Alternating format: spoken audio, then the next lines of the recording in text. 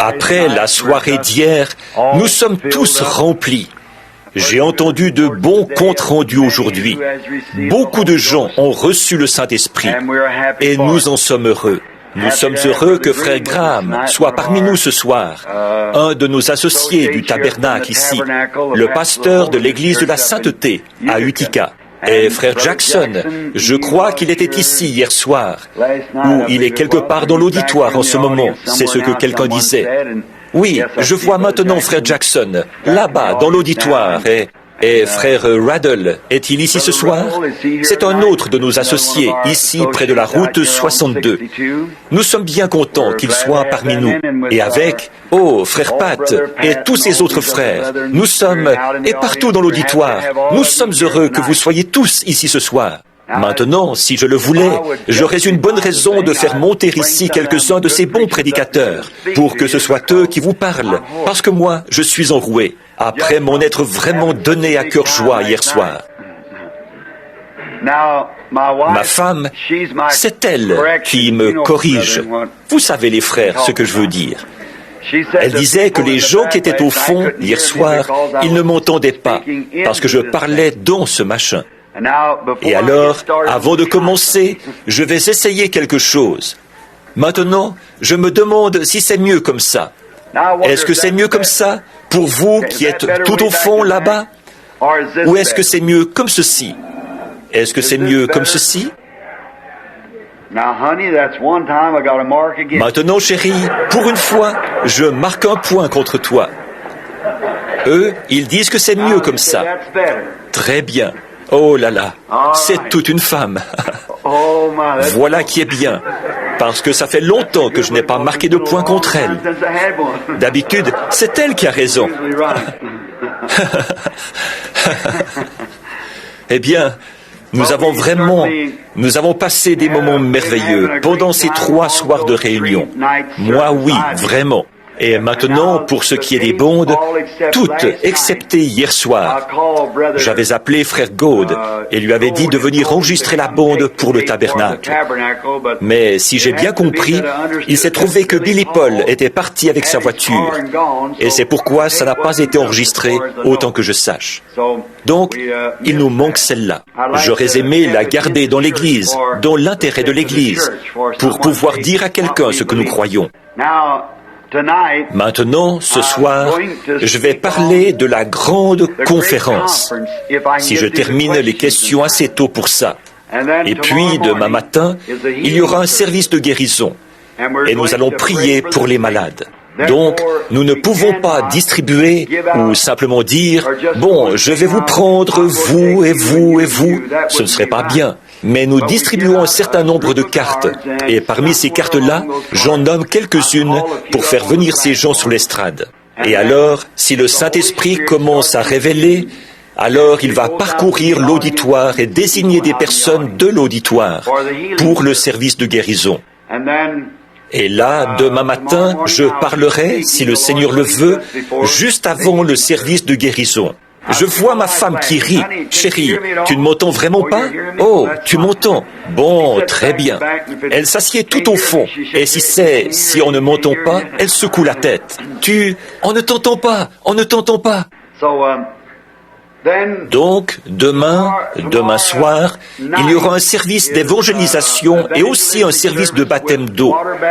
Alors, dès que j'aurai fini de prêcher demain soir, nous ouvrirons les rideaux et nous aurons des baptêmes d'eau ici, demain soir. Si le Seigneur le veut, demain matin, ou demain soir, je voudrais parler sur le sujet « Un signe a été donné ». Et puis, si nous sommes ici mercredi soir, si le Seigneur permet que je sois ici mercredi soir, je voudrais parler sur le sujet « Nous avons vu son étoile en Orient et nous sommes venus pour l'adorer ». Donc, ce sera l'avant-veille de Noël. Et puis, tout de suite après Noël, il y a la semaine des vacances de Noël. C'est à ce moment-là que nous prenons toutes les lettres. Généralement, frère Mercier et les autres frères les rassemblent toutes. Nous les étalons toutes et nous prions sur ces lettres. Nous demandons au Seigneur de nous conduire, de nous indiquer où dans le monde nous devons aller. Bon, il y a les hommes d'affaires chrétiens qui ont prévu toute une série de réunions. D'abord en Floride, très bientôt, pour leur congrès. Puis de là à Kingston, puis en Haïti et à Porto Rico, puis en Amérique du Sud, pour ensuite revenir en passant par le Mexique. Mais le Seigneur semble me conduire à aller en Norvège. Je ne sais pas pourquoi. Vous connaissez le petit livre intitulé « Un homme envoyé de Dieu » ? C'est la plus importante publication religieuse de toute la Norvège. Pensez un peu à ce que le Seigneur a accompli là. Et quand j'étais là-bas, il m'avait interdit d'imposer les mains aux malades. J'y suis resté 3 soirées et il m'avait interdit d'imposer les mains aux malades. Alors, vous voyez ce que Dieu peut faire. La foule était si nombreuse qu'ils ont dû faire appel à la police montée, qui, à cheval, a fait évacuer les rues pour que je puisse arriver au lieu de la réunion. Je n'ai pas imposé les mains aux malades, mais j'ai prié pour eux, et je leur ai fait imposer les mains les uns aux autres. Donc, oui, c'est ce que je ferai bien volontiers. Bon, demain matin, ce soir, peut-être que nous allons nous concentrer sur les questions là, parce que nous en avons de très bonnes. Et je ne sais pas combien de temps le Seigneur voudra que nous consacrions à cela. Puis, demain matin, soit Billy Paul, ou Jean, ou Léo, l'un d'eux sera ici pour distribuer les cartes de prière à 8h et jusqu'à 8h30. Maintenant, les gens qui ne sont pas d'ici, je vais le répéter pour que vous ne l'oubliez pas. Si on désire venir dans la ligne, nous préférons, si possible, que ce soit les gens qui ne sont pas d'ici qui y viennent. Or, parfois, ici à l'église, ce qui arrive, c'est que les gens disent, « Eh bien, nous faisons venir les gens qui ne sont pas d'ici. » Quelqu'un va dire, « Eh bien, eux, je ne savais pas de quoi ils souffraient. Il se peut qu'ils aient dit quelque chose de faux. » Puis on fait venir des gens d'ici. Ils disent, « Oh, eux, peut-être que vous les connaissiez. » Alors, puis ils disent, des gens ont déjà dit, « Eh bien, moi, je vais vous dire ce que c'est. C'est les cartes de prière. » Eh bien, qu'en est-il de ceux qui n'ont pas de cartes de prière, alors que, jour après jour, il y a eu...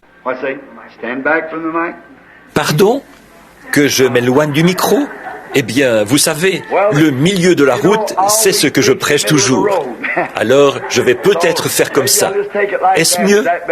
C'est mieux. C'est très bien. Je vais vous dire ce qu'il y a. Notre système de sonorisation est très mauvais ici.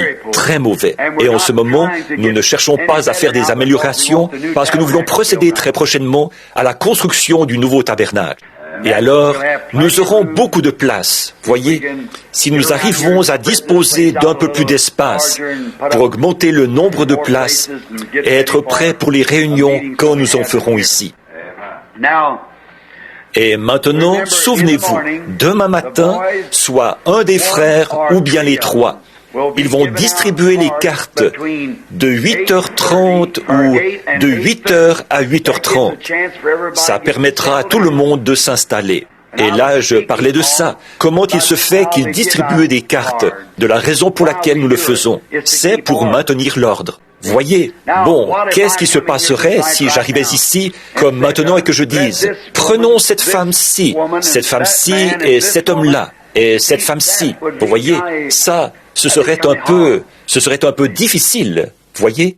Ensuite, si vous, souvent, voici ce que j'ai fait. Et s'il n'y a pas trop de monde demain matin, je ferai peut-être encore la même chose. Je dirais, combien y a-t-il de personnes ici qui viennent de l'extérieur et qui ont quelque chose qui ne va pas? Levez-vous. Frère Mercier, tu viens à mon secours. Tu vas m'aider? Oh, tu viens. Il vient à son propre secours.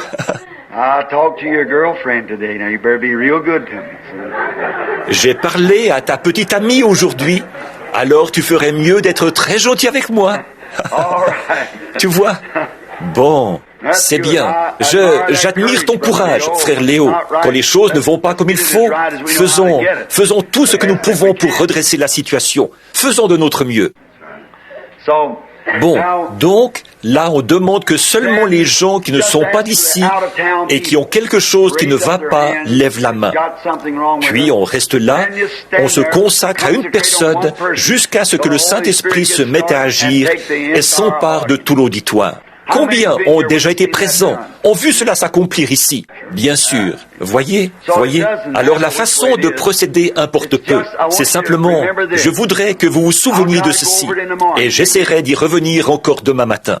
Les gens des nations, l'évangile qui leur a été donné est un évangile axé sur la foi, pas du tout sur les œuvres. Voyez?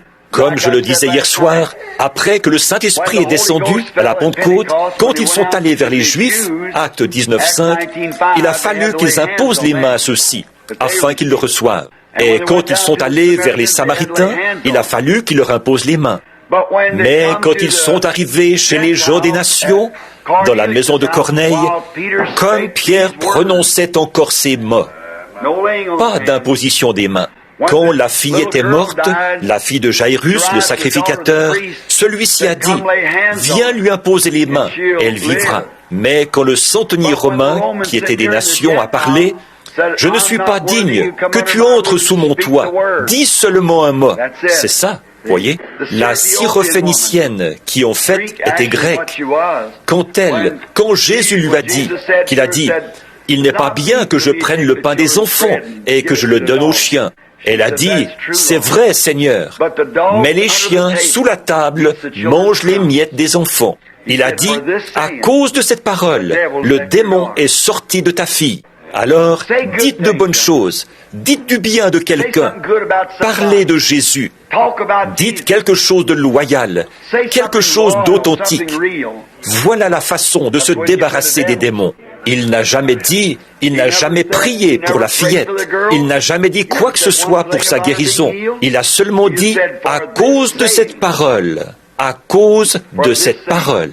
Hattie Wright, l'autre jour, elle n'avait rien demandé, elle était simplement assise là, mais elle a dit la chose juste, et cela a plu au Saint-Esprit. Et le Saint-Esprit, en retour, a parlé. Il a dit, Hattie, demande ce que tu voudras. Quel que soit ton problème et quel que soit ton désir, tu verras si ceci est une réalité ou pas. Demande n'importe quoi. La guérison de sa jeune sœur infirme, assise là, invalide. $10 000 pour ne plus avoir à bêcher dans ces collines là-bas. Que la jeunesse revienne dans son pauvre corps épuisé. Ce que tu veux demander, demande-le tout de suite. S'il ne vient pas tout de suite te le donner, alors je suis un faux prophète. C'est quelque chose, n'est-ce pas? Jésus a dit, dites à cette montagne. Et vous avez entendu parler des choses qui se sont produites. Voilà le ministère dans lequel nous entrons. Nous sommes bien loin sur la route maintenant. La venue du Seigneur Jésus est pour bientôt. Et nous devons avoir la foi de l'enlèvement dans une église qui pourra être changée en un instant, en un clin d'œil, pour pouvoir partir d'ici. Sans quoi, nous ne partirons pas. Mais ne vous en faites pas, elle sera là, elle sera là. Et quand la puissance de cette église-ci augmentera, cela ramènera ses frères. Quand la puissance de cette église-là augmentera, cela ramènera ses frères à elle. La puissance de cette église-là ramènera les autres frères. Puis il y aura une résurrection générale. Nous l'attendons avec impatience. Maintenant, n'oubliez pas, les cartes de prière, ce sera demain matin à 8h jusqu'à 8h30. Et je leur ai demandé à ce moment-là, quel que soit le nombre de personnes arrivées, d'arrêter de distribuer les cartes et de retourner s'asseoir, voyez, parce que de toute façon, il est fort probable qu'à cette heure-là, ils les auront déjà toutes distribuées, ou en tout cas, le nombre que nous pourrons appeler. Les frères vont venir mélanger toutes les cartes devant vous, puis si vous en voulez une, et ainsi de suite, comme ça. Alors, quand j'arriverai, je vais simplement, à partir du numéro que le Seigneur m'indiquera, s'il dit « n'en appelle aucune », je n'appellerai aucune des cartes, voyez, selon la directive, quelle qu'elle soit. Et de toute façon, ce ministère-là est en train de disparaître. Quelque chose de plus grand est en route. Souvenez-vous-en, chaque fois, cela a été annoncé du haut de cette estrade ou de cette chaire, et cela n'a encore jamais manqué d'arriver. Vous vous souvenez du ministère où il s'agissait de la main?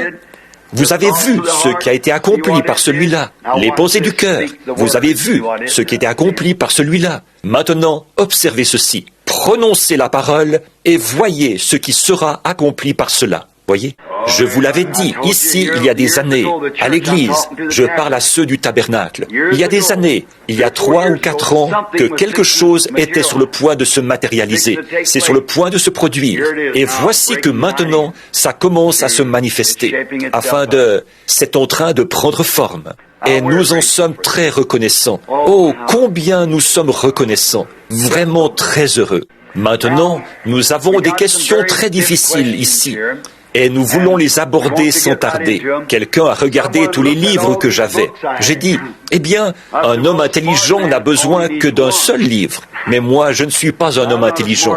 Je suis obligé d'en avoir beaucoup pour pouvoir les consulter. Bon, celui-ci est le diaglotte, celui-ci est une Bible, et celui-ci est une concordance. Alors nous allons simplement demander au Seigneur de nous aider et de nous diriger pour que nous répondions à ces questions conformément à sa volonté divine et à sa parole. Alors, maintenant, inclinons la tête un instant pour prier. Lord, we are grateful to Thee. Seigneur, du plus profond de notre cœur, nous te sommes reconnaissants de ce que tu as fait pour nous au cours des 3 dernières soirées. Oh, de voir les ministres se rencontrer là-bas, dans la pièce, se serrer la main et, avec une foi renouvelée, et faire un nouveau pas en avant. On appelle au téléphone. Nos cœurs se réjouissent.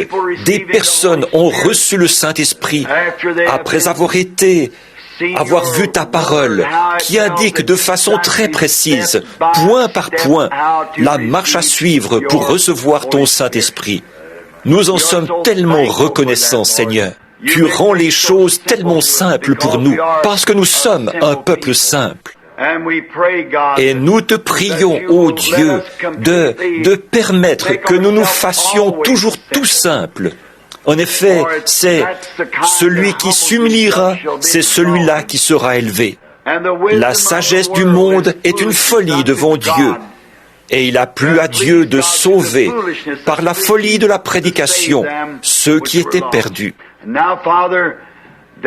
Et maintenant, Père, j'ai ici en ma possession plusieurs questions qui ont été posées par des cœurs sincères, pour qui ces choses sont une préoccupation, et de donner une réponse inexacte à l'une d'elles pourrait lancer la personne sur une mauvaise voie, de jeter une lumière fausse sur la question qui la préoccupe.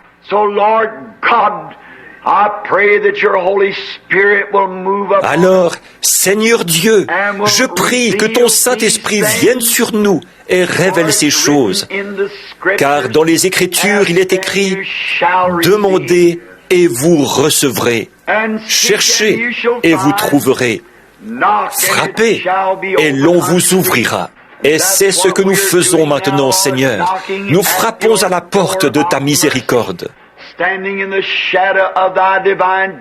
Nous nous tenons à l'ombre de ta justice divine, invoquant le sang du Christ de Dieu et le Saint-Esprit. Et ce soir, nous ne venons pas simplement parce que nous avons terminé ces 3 soirées de prédication sur le Saint-Esprit. Nous venons avec le plus profond respect et la plus profonde sincérité. Nous venons comme si cette soirée était notre dernière soirée sur cette terre. Nous venons en croyant que tu exauceras nos prières. Et Seigneur, nous te demandons maintenant de nous donner la satisfaction que procure ta vie éternelle et en réponse à ta parole. Puisse le Saint-Esprit, ô Dieu, nous avons vu qu'il s'agit de toi-même parmi nous. Et alors nous prions qu'il nous révèle ce soir les choses que nous désirons. Et nous désirons seulement que notre âme soit en repos, que notre esprit soit en paix, et qu'en ayant la foi en Dieu, nous allions de l'avant pour revendiquer les bénédictions qu'il a promises. Nous le demandons au nom de Jésus. Amen.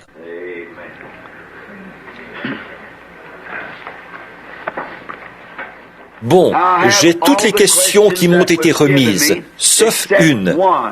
Et j'ai répondu au jeune frère Martin, qui m'avait posé une question avant-hier soir. Juste une.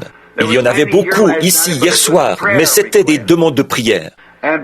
Et frère Martin, la question qu'il m'a posée, c'était sur Jean 3,16, ou Jean 3, je crois, sur « Si un homme ne naît d'eau et d'esprit, il ne peut voir le royaume ». Et il comparait ça avec une bande que j'avais envoyée sur l'Épître aux Hébreux. Et je l'ai rencontré hier soir, ici, dans la pièce du fond. Et j'ai donc eu la possibilité de lui répondre avant, et c'est là que je l'ai fait à ce sujet. Maintenant, y a-t-il ici des gens qui n'étaient pas présents hier soir? Levez la main, ceux qui n'étaient pas ici hier soir. Oh, nous aurions tant aimé que vous soyez parmi nous. Nous avons passé des moments si glorieux. Le Saint-Esprit. Si vous me permettez, pendant un instant, ça ne fera pas de tort. On enregistre ceci. Et si jamais un ministre ou quelqu'un n'était pas d'accord sur ce que je suis sur le point de dire maintenant, ou même sur les questions, je vous demande, frère, de ne pas trouver ça étrange, mais c'est que, souvenez-vous, cet enregistrement est fait ici, dans notre tabernacle. Nous enseignons à nos fidèles. Il y a beaucoup de ministres de différentes confessions qui sont présents. Et je voudrais aborder de nouveau ce sujet, car je vois ici ce soir quelques-uns de nos fidèles qui n'avaient pas pu entrer hier soir.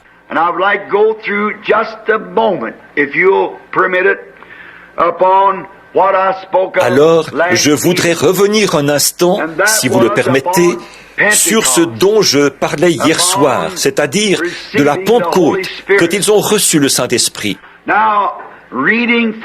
Maintenant, je lis dans le Emphatic Diglot, qui est la traduction du texte grec, le passage que j'ai lu hier soir et que j'ai devant moi maintenant.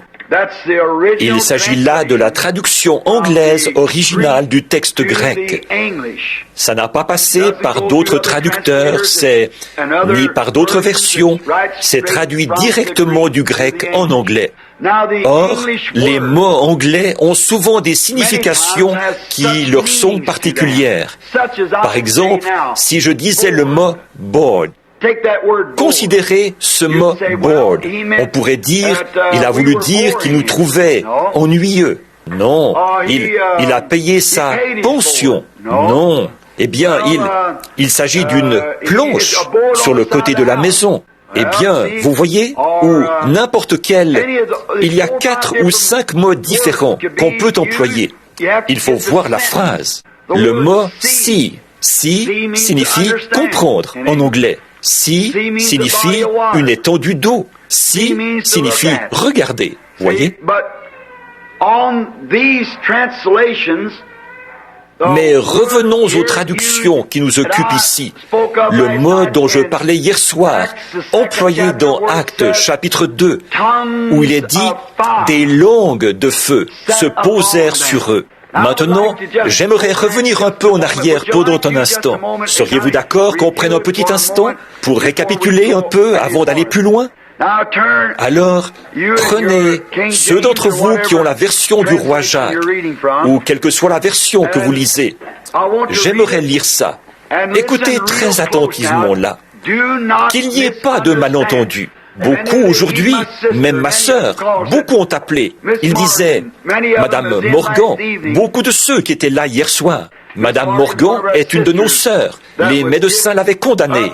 Elle est morte depuis 16 ou 17 ans, d'après la liste des cas de cancer à Louisville. Je pense qu'elle est de nouveau ici ce soir. Elle a dit qu'elle n'entendait pas, parce que je parlais directement dans le microphone. Alors, pour ces personnes-là, je tiens à revenir là-dessus pendant un instant. Maintenant, je lis ce passage de l'Écriture d'Actes 2. Lorsque le jour de la Pentecôte arriva, ils étaient tous d'une même pensée. Or, je préfère ça à d'un même accord, parce qu'on peut être d'un même accord sur presque n'importe quel sujet, mais ici, leur pensée était la même, d'une même pensée et dans le même lieu. Tout à coup, il vint du ciel un bruit comme celui d'un vent impétueux. Et il remplit la totalité de la maison où ils étaient assis. Pas à genoux, ni en prière, mais assis. Des langues divisées. L-A-N-G-U-E-S. Langue divisée veut dire séparée. Langues divisées leur apparurent, semblables à du feu, et l'une d'elles, l'une au singulier, se posa sur chacun d'eux. Et ils furent tous remplis, et conjonction, tous remplis du Saint-Esprit, et se mirent à parler en d'autres langues, selon que l'Esprit leur donnait de s'exprimer. Or, il y avait en séjour à Jérusalem des Juifs, hommes pieux de toutes les nations qui sont sous le ciel. Quand ceci et la nouvelle s'étant répandue, la multitude accourut, et elle fut dans l'étonnement parce que chacun entendait parler dans son propre langage. Maintenant, remarquez, quand le feu est venu, c'était des langues. Quand il parlait, c'était un langage. Or, il y a une énorme différence entre langue et langage. Pour nous, c'est la même chose, mais en grec, langue signifie ceci. L'oreille, c'est ceci. Voyez, ça ne signifie pas un langage, ça signifie la partie de votre corps qui est une langue. Si vous remarquez, c'est traduit par langue de feu, ce qui signifie semblable à des langues, comme une flamme de feu, une longue flamme de feu. Or, remarquez sur quoi l'accent est mis, et ces points-là, chacun d'eux, maintenant, ne les oubliez pas. Maintenant, nous allons faire un petit récit imagé ce soir, et je vous laisserai le soin d'en juger. Or, souvenez-vous, si vous êtes contre en quoi que ce soit, ça vous regarde. Mais le seul moyen pour une personne de recevoir quelque chose de Dieu, c'est par le moyen de la foi. Et avant que vous puissiez, il faut d'abord que je sache ce que je fais, avant de pouvoir avoir foi dans ce que je fais. Pourquoi avez-vous épousé votre femme? Vous aviez foi en elle. Vous l'aviez mise à l'épreuve. Vous l'aviez observée. Vous saviez d'où elle venait, qui elle était. C'est la même chose pour l'Écriture, pour Dieu. C'est pour ça que ces visions, cette colonne de feu, toutes ces choses qui se produisent, c'est parce que Dieu l'a promis. Dieu l'a dit. Je l'ai mise à l'épreuve par sa parole, et je sais que c'est la vérité. Et vous suivez sa parole. Alors, s'il y a un peu de confusion quelque part, alors c'est qu'il y a quelque chose qui cloche quelque part. En effet, Dieu, écoutez, Dieu n'a jamais agi, ni n'agira jamais en dehors de ses, ou contrairement à ses lois. L'hiver ne viendra pas en été, et l'été ne viendra pas en hiver. Les feuilles ne tomberont pas au printemps et ne repousseront pas en automne. On ne peut tout simplement pas produire ces choses. Comme je le disais hier soir en parlant du puits artésien qui arrose vos récoltes. Ou alors, si vous êtes debout au milieu d'un champ par une nuit noire et que vous disiez « Oh, toi, grande électricité, je sais que tu existes dans ce champ. Maintenant, je me suis égaré, je ne sais pas où je vais. Donne de la lumière pour que je puisse voir où je marche. Il y a assez d'électricité pour éclairer le champ. » C'est vrai, oui, monsieur. Il y a assez d'électricité dans cette pièce pour l'éclairer, même sans ces lumières. Mais vous devez la maîtriser. Vous pourriez hurler jusqu'à épuisement là, sans que jamais elle n'éclaire. Mais si vous agissez selon les lois de l'électricité, alors vous aurez de la lumière. Eh bien, avec Dieu, c'est la même chose. Dieu est le grand créateur des cieux et de la terre, le même hier, aujourd'hui et éternellement. Il est toujours Dieu. Mais il agira seulement dans la mesure où vous suivrez ses lois et ses instructions. Mes amis, je peux dire ceci, jamais je ne l'ai vu faillir et ça ne faillira jamais. Maintenant, remarquons, Jésus dans Luc 24, 49 avait donné une directive aux apôtres après qu'ils avaient été sauvés et sanctifiés, selon la parole. Justifiés en ayant cru au Seigneur Jésus, sanctifiés, dans Jean 17, 17, quand Jésus a dit « Sanctifie-les, Père, par la vérité, ta parole est la vérité ». et il était la parole. Bon, il leur avait donné le pouvoir de guérir les malades, de chasser les démons, de ressusciter les morts, et ils sont revenus tout joyeux, et leur nom était écrit dans le livre de vie de l'agneau. Or, vous vous souvenez que nous avons étudié ça, mais ils n'étaient pas encore convertis. La nuit de sa crucifixion, Jésus a dit à Pierre, « Après que tu seras converti, affermis tes frères. » C'est le Saint-Esprit qui, vous croyez en vue de la vie éternelle. Mais quand le Saint-Esprit vient, c'est lui qui est la vie éternelle. Vous croyez en vue de, à la sanctification, vous êtes engendrés par l'Esprit, mais vous n'êtes pas nés de l'Esprit, tant que le Saint-Esprit n'est pas entré en vous. C'est exact. Le bébé a de la vie dans le sein de sa mère. Ses petits muscles frémissent. C'est une vie. Mais quand le souffle de vie est insufflé dans ses narines, cette vie-là est différente. Elle est différente. Voilà ce que c'est. C'est mon cher frère méthodiste, pèlerin de la sainteté et nazaréen. Le baptême du Saint-Esprit est différent de la sanctification. La sanctification, c'est la purification qui prépare la vie. Mais quand le Saint-Esprit vient, il est la vie. La préparation, c'est purifier le vase. Le Saint-Esprit, c'est remplir le vase. La sanctification signifie être nettoyé et mis à part pour le service. Le Saint-Esprit, c'est de le mettre en service. C'est vous, le vase que Dieu a nettoyé. Nous voyons que le Saint-Esprit, c'est Dieu lui-même en vous. Dieu était au-dessus de vous dans la colonne de feu qui accompagnait Moïse. Dieu était avec vous en Jésus-Christ. Maintenant, Dieu est en vous par le Saint-Esprit. Non pas trois dieux, mais un seul Dieu dans l'exercice de trois fonctions. Dieu qui condescend, qui descend, alors qu'il avait été au-dessus de l'homme. Celui-ci ne pouvait pas le toucher parce qu'il avait péché dans le jardin d'Éden et s'était séparé de sa communion avec lui. Alors, qu'est-il arrivé? Il fallait qu'il soit au-dessus de lui. Il ne pouvait pas, par le sang des taureaux et des boucs, entrer de nouveau en communion avec l'homme. Mais les lois et les ordonnances préfiguraient ce temps qui allait venir, l'offrande de bœufs et autres, de brebis. Puis, quand Dieu est descendu et qu'il a habité dans un corps sanctifié, né d'une femme vierge, que Dieu lui-même, savez-vous ce que Dieu a fait? Tout ce qu'il a fait, c'est, il a planté sa tente parmi les nôtres. Dieu a habité dans une tente appelée Jésus-Christ. Il a simplement dressé sa tente parmi nous. Il est devenu, je vais prêcher là-dessus demain matin. Alors je ferais mieux de ne pas aller plus loin. Donc, Dieu qui a campé ou demeuré avec nous. Et maintenant, Dieu est en nous. Jésus a dit dans Jean 14, « En ce jour-là, vous connaîtrez que je suis dans le Père, que le Père est en moi, que je suis en vous et que vous êtes en moi. » Dieu en nous. Dans quel but?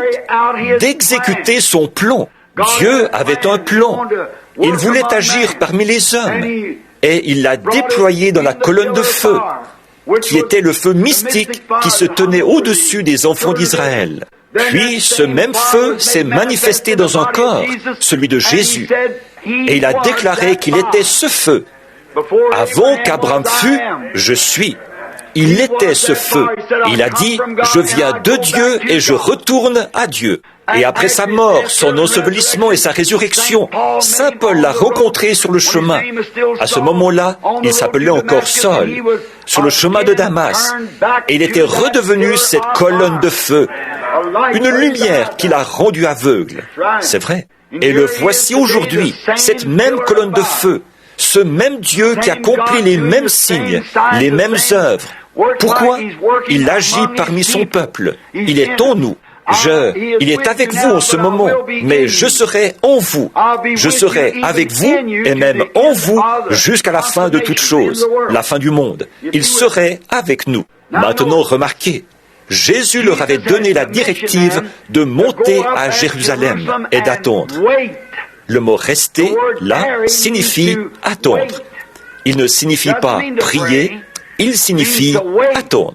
Ces hommes n'étaient pas encore aptes à prêcher parce qu'ils ne connaissaient sa résurrection que par sa personne, pour l'avoir vue de l'extérieur. Il leur avait ordonné de ne plus prêcher, de ne rien faire tant qu'ils n'auraient pas d'abord été revêtus de la puissance d'en haut. Je ne crois pas qu'aucun prédicateur soit envoyé par Dieu ou puisse avoir été correctement ordonné, parce que Dieu est infini, et ce que Dieu fait une fois, il le fait tout le temps. Or, si Dieu n'a pas voulu les laisser prêcher avant qu'ils se soient rendus là, à la Pentecôte, qu'ils aient vécu l'expérience de la Pentecôte, alors aucun homme, à moins qu'il le fasse de lui-même à cause d'un désir profond, ou qu'une organisation quelconque l'ait mandaté à le faire, n'a le droit de monter en chair avant d'avoir été rempli du Saint-Esprit. C'est tout à fait vrai. Parce que, tant qu'il n'a pas été rempli du Saint-Esprit, il conduit les gens selon la conception intellectuelle d'une organisation. C'est seulement après cela qu'il leur donne la nourriture de la colombe, l'agneau et la colombe, comme nous en avons parlé hier soir. Maintenant, remarquez, il a dit, « Montez à Jérusalem et restez là-bas. Attendez simplement là-bas jusqu'à ce que j'envoie ce que le Père a promis. » Et alors, qu'est-ce qu'ils ont fait? Ils étaient 120, hommes et femmes. Ils sont allés dans une chambre haute au temple. Or, le jour de la fête de la Pentecôte approchait. À partir de la purification du sanctuaire, la mise à mort de l'agneau pascal, jusqu'à la venue de la Pentecôte, là, c'étaient les prémices de la moisson, le jubilé de la Pentecôte.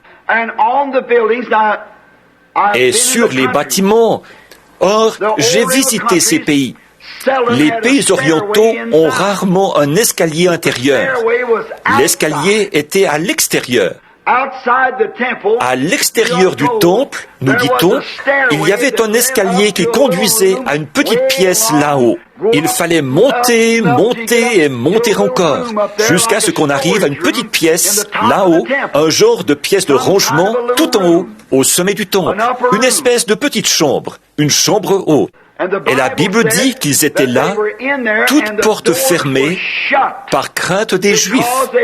En effet, ces derniers les mettraient en pièces pour avoir adoré le Seigneur Jésus après que Caïphe, le souverain sacrificateur, et Ponce Pilate et les autres l'avaient mis à mort. Donc, ils se proposaient de se débarrasser de tous ces prétendus chrétiens. Alors, toutes portes fermées, ceux-ci attendaient. Or, dans les pièces de ce genre, il n'y a pas de fenêtres.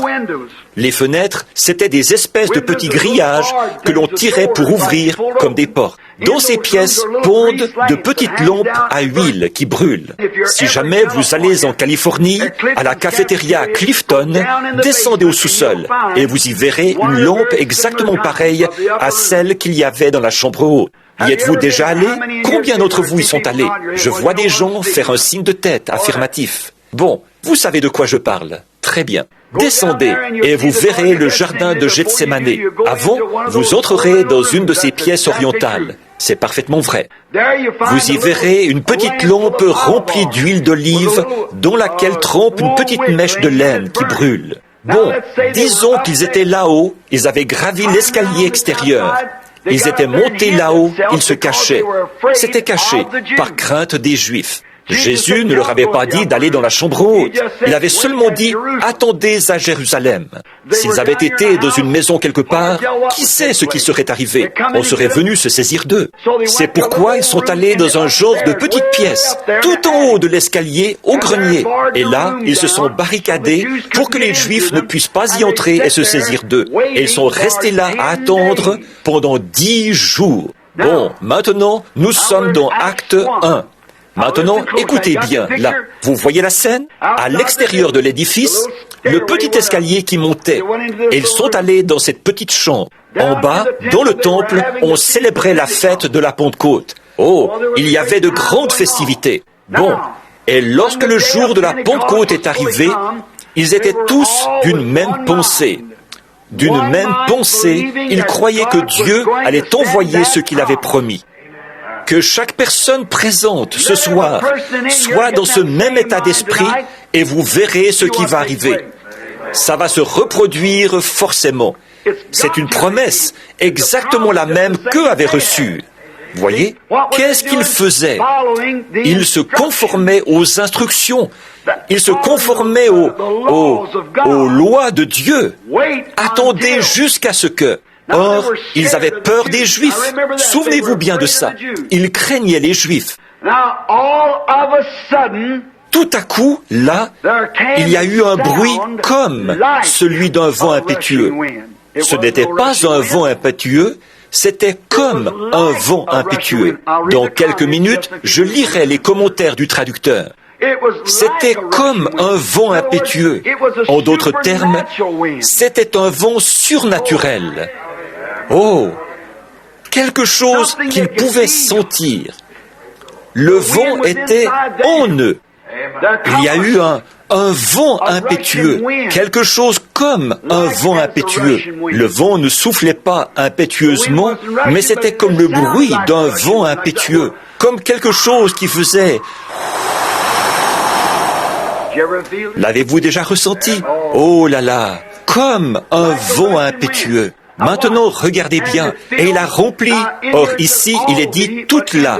Mais dans le texte grec, il est dit la totalité. T majuscule, O-T-A-L-I-T-E, accent aigu. La totalité de la maison. Tout ce qu'il y avait à l'intérieur, partout. Chaque fente, chaque coin, chaque fissure semblait en être rempli. Pas question de dire, « Hé, les frères, ressentez-vous ce que je ressens ?» Non, c'était partout, comme un vent impétueux. Maintenant, regardez bien. Alors, il vint un bruit comme celui d'un vent impétueux. Et, conjonction, maintenant, observez ces « et ».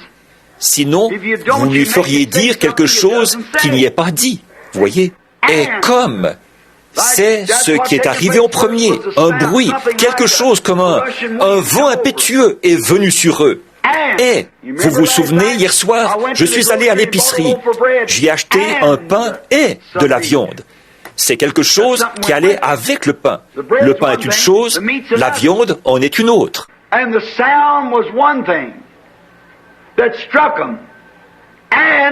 Et le bruit était une chose qui les a frappés.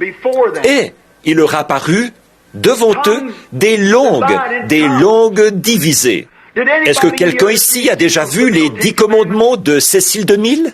Avez-vous remarqué le moment où les commandements ont été écrits? Comment il a pu saisir ça? Moi, je n'en savais rien. Il y a 2 ou 3 choses que j'ai vues là-dedans que j'ai vraiment aimées. La première, c'est cette lumière couleur émeraude. Ça ressemble tout à fait à ça, voyez? Une autre chose, c'est quand le commandement a été écrit. Après ça, avez-vous remarqué les petites flammes de feu qui fusaient de cette grande colonne de feu, qui fusaient de là? Avez-vous remarqué ça? Maintenant, je pense que c'est ce qui est arrivé à la Pentecôte. Il leur apparut, donc ils pouvaient voir cela. Il n'est pas dit, il tomba en eux, mais il leur apparut de petites flammes, comme on pourrait les appeler, des langues, semblables à des langues, comme cette langue-ci, en forme de langue, de petites flammes de feu. Maintenant, l'oreille, comme je le disais, l'oreille, c'est l'oreille. Le doigt, c'est le doigt. Le doigt, ça ne veut pas dire que vous l'avez ressenti. Ça veut dire que ça ressemblait à un doigt. Et si c'était une oreille, ça ne veut pas dire qu'il l'entendait. Ça ressemblait à une oreille. Ceci, c'était du feu qui ressemblait à une langue. Ce n'était pas quelqu'un qui parlait.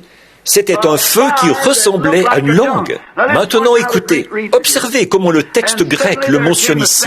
Tout à coup, il vint un bruit, comme celui d'un vent impétueux. Le verset 3. Et des langues divisées leur apparurent. Non pas que des langues divisées aient été en eux, ou qu'ils aient parlé en langue divisée, c'était des langues divisées qui leur sont apparues. Maintenant, regardez bien, elles ne sont pas encore sur eux, elles sont dans la pièce. C'est comme si elles tourbillonnaient dans ce vent. Semblables à des langues de feu leur apparurent, divisées, c'est-à-dire devant eux, semblables à du feu, des langues semblables à du feu. Et l'une d'elles, au singulier, se posa sur chacun d'eux, non pas entra en eux, mais se posa sur eux. Maintenant, voyez-vous comme la version du roi Jacques le rend mal? Et des langues séparées vinrent sur eux ou se posèrent. Comment est-ce dit là dans la version du roi Jacques? S'assirent sur eux. Voyez? Or, elles n'ont pas pu monter là et s'asseoir. Ça, nous le savons. Mais le texte original dit, elles se posèrent sur eux. Je crois, c'est ça, n'est-ce pas? Laissez-moi répéter ça exactement. Oui, se posa sur chacun d'eux. Une langue de feu se posa sur chacun d'eux. Vous voyez, là, vous saisissez? C'est ce qui est arrivé en second lieu.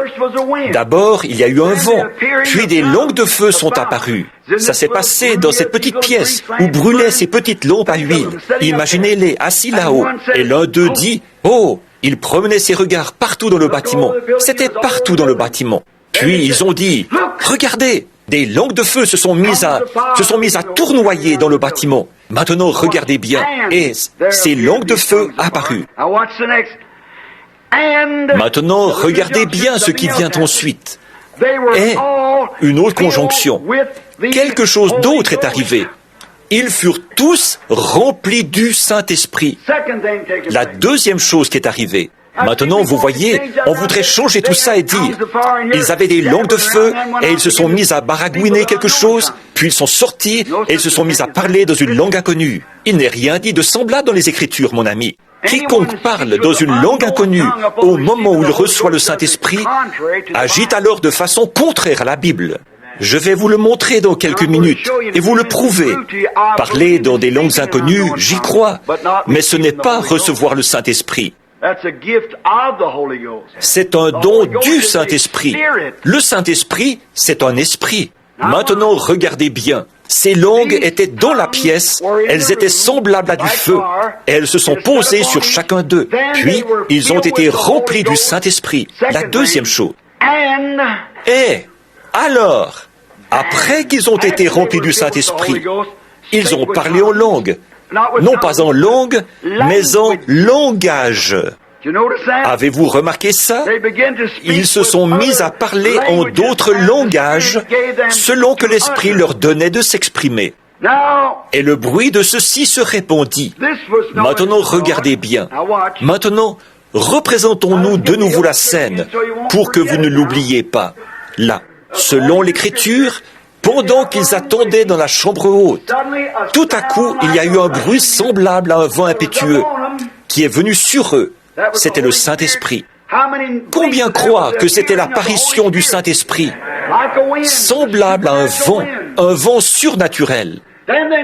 Puis, ils ont remarqué, là, il y avait de petites langues de feu.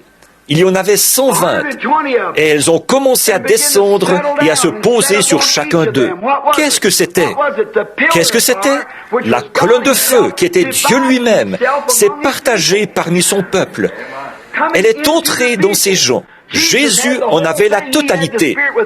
Il avait l'Esprit sans mesure. Nous l'avons avec mesure. Vous voyez ce que je veux dire? Parce que nous sommes des enfants adoptés. Alors sa vie éternelle entrait en eux. Là, qu'est-il arrivé? Alors ils ont tous été remplis du Saint-Esprit. Maintenant, je voudrais vous demander quelque chose. À quel moment le bruit a-t-il commencé à se répandre? S'ils ont dû sortir de cette chambre haute pour descendre les escaliers et aller dans les parvis du palais, ou plutôt dans les parvis du temple, ce qui correspondait probablement à la distance d'un pâté de maison à partir de l'endroit où ils se trouvaient, de redescendre de là-haut et de se rendre dans les parvis, là où tout le monde était rassemblé. Et quand ils sont sortis de là, ils étaient comme ivres de l'esprit. En effet, les gens ont dit, « Ces hommes sont pleins de vin doux. » Ils n'avaient jamais rien vu de semblable. Et chacun d'eux essayait de leur dire, « Le Saint-Esprit est venu. Ce que Dieu a promis est sur moi. J'ai été rempli de l'Esprit. » Et celui qui parlait était un Galiléen. Mais l'homme à qui il parlait, soit un Arabe ou un Perse, l'entendait dans sa propre langue. Comment les entendons-nous? Ce n'était pas une langue inconnue. Comment les entendons-nous chacun dans notre langue maternelle? Ces gens qui parlent, ne sont-ils pas tous galiléens? Et peut-être qu'ils parlaient le galiléen. Mais quand les gens les entendaient, c'était dans leur langue maternelle. S'il n'en est pas ainsi, j'aimerais que vous me demandiez, que vous me donniez la réponse à cette question. Comment se fait-il que Pierre s'est présenté là, qu'il a parlé galiléen, et que tous ceux qui étaient là ont compris ce qu'il disait?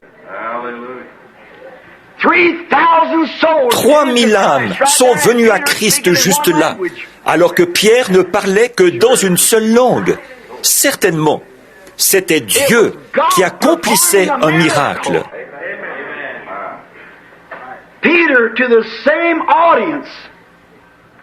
Pierre était devant un même auditoire, composé d'habitants de Mésopotamie, d'étrangers, de prosélytes et de toutes sortes de gens venus du monde entier.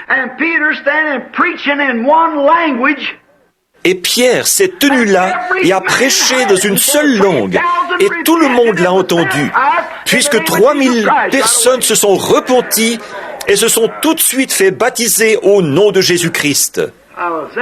Comment ça? Vous voyez, mes amis, je ne m'attends pas à ce que mes frères dénominationnels pentecôtistes acceptent ça d'emblée. Mais suivez ça d'un bout à l'autre de la Bible et indiquez-moi une seule fois où ils aient reçu le Saint-Esprit et parlé dans une langue sans qu'ils aient su dans quelle langue ils parlaient.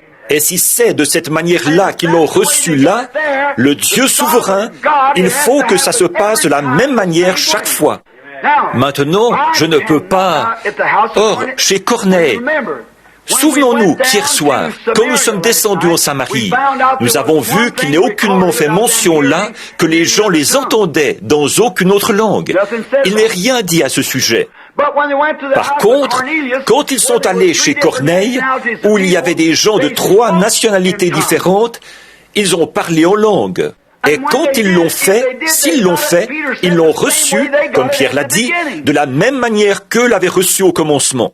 Et ils ont reconnu que les nations avaient reçu la grâce de Dieu parce qu'ils avaient reçu le Saint-Esprit exactement de la même manière qu'eux au commencement. J'aurai une question là-dessus ici, dans quelques minutes. Je tenais à poser la base pour que vous voyiez ce qu'il en est. Maintenant, je ne peux pas m'attendre à ce que les personnes qui ont reçu un enseignement différent... Et maintenant, écoutez-moi, mes chers et précieux frères pentecôtistes, je n'enseignerai pas ça à l'extérieur.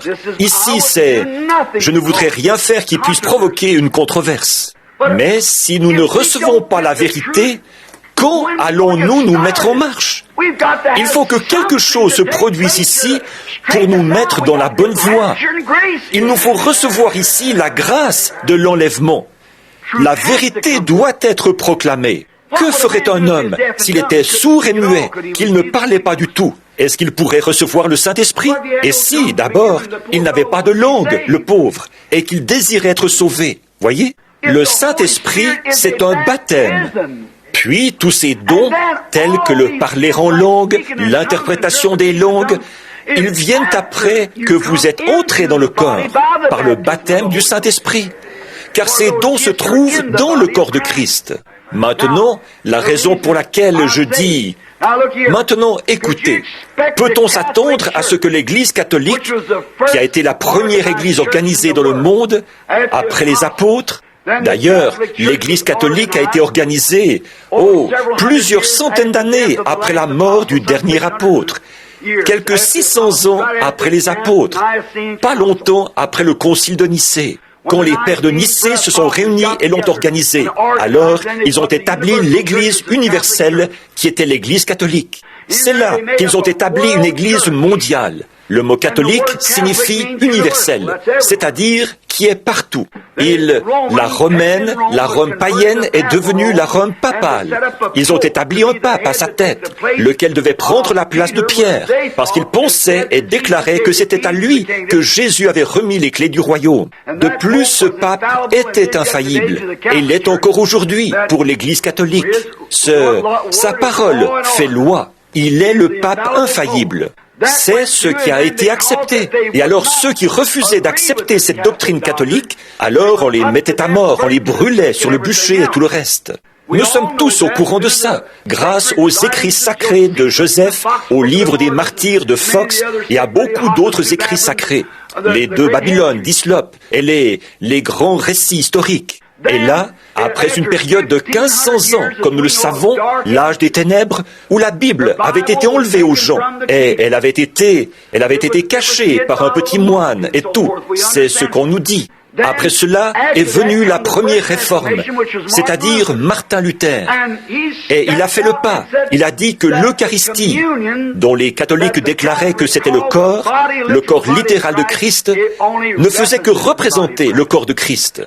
Il a jeté l'Eucharistie devant l'autel ou sur les marches et il a refusé d'appeler ça le corps littéral de Christ. Et il a prêché, le juste vivra par la foi. Or, on ne peut pas s'attendre à ce que l'Église catholique soit d'accord avec lui. Certainement pas. Alors que leur chef infaillible le leur interdit. Bien. Puis, après Martin Luther, qui avait prêché la justification, John Wesley est venu. Il a prêché la sanctification. Et lui, il a prêché qu'un homme, après avoir été justifié, ce qui est très bien, mais qu'il fallait ensuite être sanctifié, purifié, que la racine du mal soit extirpée par le sang de Jésus. Or, on ne peut pas s'attendre à ce que les luthériens prêchent la sanctification, parce qu'ils ne le feront pas. Après que Wesley a prêché la sanctification, beaucoup de petits groupes se sont formés à partir de là. Entre autres, les méthodistes wesleyens, les nazaréens et ainsi de suite, qui ont entretenu la flamme tout au long de leur âge. Et puis après, le pentecôtisme est arrivé. Ils ont dit, eh bien le Saint-Esprit, c'est le baptême, et nous parlons en langue quand nous le recevons. Bien sûr.